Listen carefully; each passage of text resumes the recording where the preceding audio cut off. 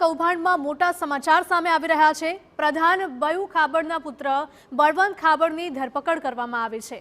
TDO દર્શન પટેલની પણ પોલીસે ધરપકડ કરી છે। બાયુ ખાબડનો બીજો પુત્ર કિરણ ખાબડ હજુ પણ પોલીસ પકડથી દૂર છે, જેની પોલીસ દ્વારા સતત પૂછપરછ શોધખોળ શરૂ કરવામાં આવી છે। સંવાદદાતા હિતેશ જોડાઈ ગયા છે વધુ અપડેટ સાથે।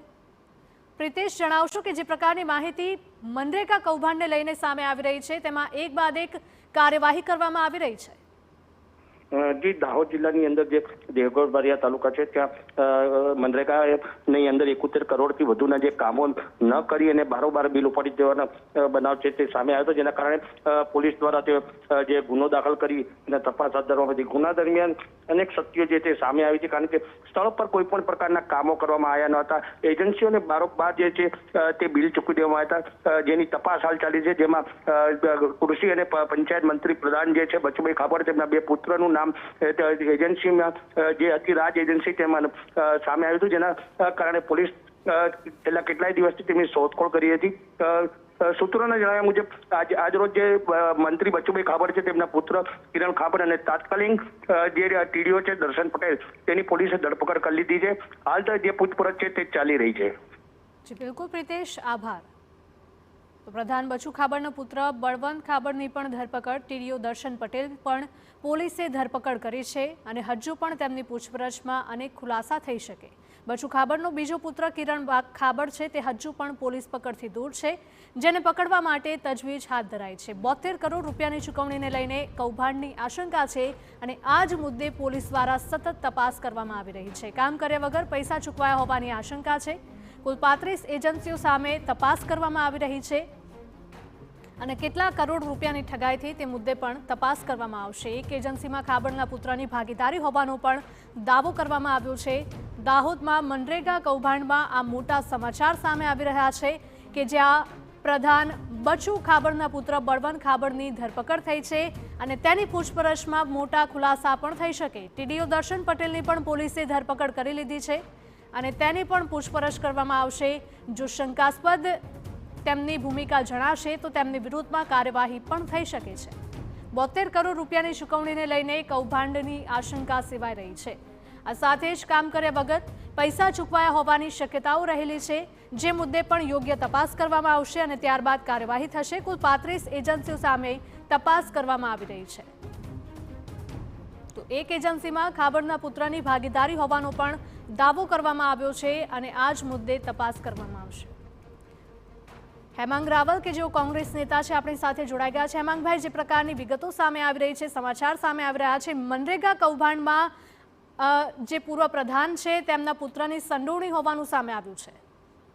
બિલકુલ, પહેલા તો TV9 ના માધ્યમથી મારે આપને જણાવવું ખાસ જરૂરી છે કે આ રાજ્ય કક્ષાના મંત્રી બચુભાઈ ખાબડના પુત્ર જે છે બળદેવ ખાબડ, એની એજન્સીએ અનેક કૌભાંડો કર્યા છે અને કોંગ્રેસે પોતે અમારા વિરોધ પક્ષના નેતા અમિતભાઈ ચાવડાએ વિજિલન્સ કમિશનની અંદર પણ આની ફરિયાદ કરી હતી અને આ જે આખું કૌભાંડ છે એ કોંગ્રેસ બહાર લાવ્યા છે। કારણ કે દેવગઢ બારિયા પરથી આ જે ચૂંટાયેલા ખાબડના પુત્ર બળદેવ છે એ રાજશ્રી નામની એજન્સીની પેઢી ચલાવતા હતા અને ઓટોમેટિક એને સરકારના કામો મળી જતા હતા અને લોકોને રોજગાર આપવાના બહાને 300 કરતા વધારે ચેકડેમ છે એ માત્ર કાગળ ઉપર બતાવીને સરકાર જોડેથી 16 કરોડ રૂપિયા એમણે લઈ લીધા હતા।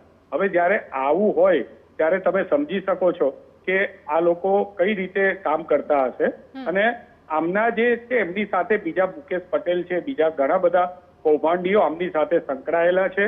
અત્યારે જે એમની ધરપકડ થઈ છે એમણે બધા જ પ્રયત્નો કરી લીધા, આગોતરા જામીન મેળવવાના પ્રયત્ન કર્યા, એ પણ નથી થયા।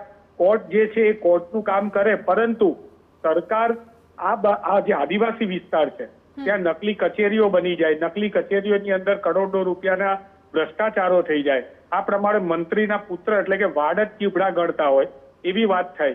કોઈ વસ્તુ નથી થઈ અને જ્યારે કોઈ વસ્તુ બની ના હોય ત્યારે તમે સમજો કે પહેલાના જમાનામાં ભ્રષ્ટાચાર થતો તો હું સ્વીકારું છું, પણ દાળની અંદર નમક હોય, આ નમકની અંદર દાળ ના હોય, આ નમકની અંદર દાળ નાખેલી છે આમણે અને મારા તમારા પ્રજાના ટેક્સના પૈસા છે એને ત્યાં ભ્રષ્ટાચાર કરેલો છે। આ ધરપકડ છે એ ન્યાયિક એક જે પ્રક્રિયા છે એને અંતર્ગત થયેલી છે પરંતુ આ ધરપકડ થઈ અને કોંગ્રેસે આખું આ કૌભાંડ બહાર લાવ્યું.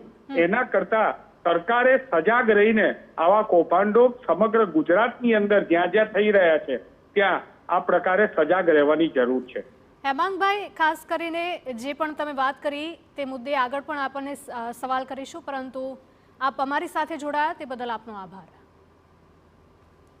અમારા સહયોગી કિંજલ જોડાઈ ગયા છે વધુ અપડેટ સાથે. કિંજલ, જણાવશો કે પ્રધાન બચુ ખાબડના પુત્ર બળવંત ખાબડની ધરપકડ કરાઈ છે અને હવે તેની પૂછપરછમાં અનેક મોટા ખુલાસા થાય તેવી શક્યતા છે, અનેક કૌભાંડ બહાર આવે તેવી શક્યતાઓ.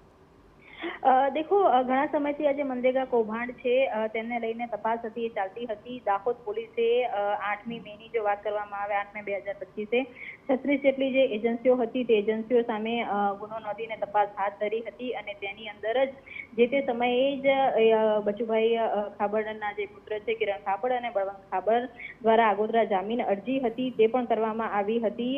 જે પ્રકારની વાત આવી રહી હતી તે પ્રમાણે જે આ મનરેગા કૌભાંડ છે, મનરેગા કૌભાંડની અંદર જે કંપનીઓ બનાવવામાં આવી હતી એ કંપનીઓની અંદર કે એક જે હતી કેટલીક કંપની બચુભાઈ ખાબડના પુત્રની હોવાની પણ માનવામાં આવી રહી હતી, પરંતુ તેની જે તપાસ હતી તે ચાલી રહી હતી.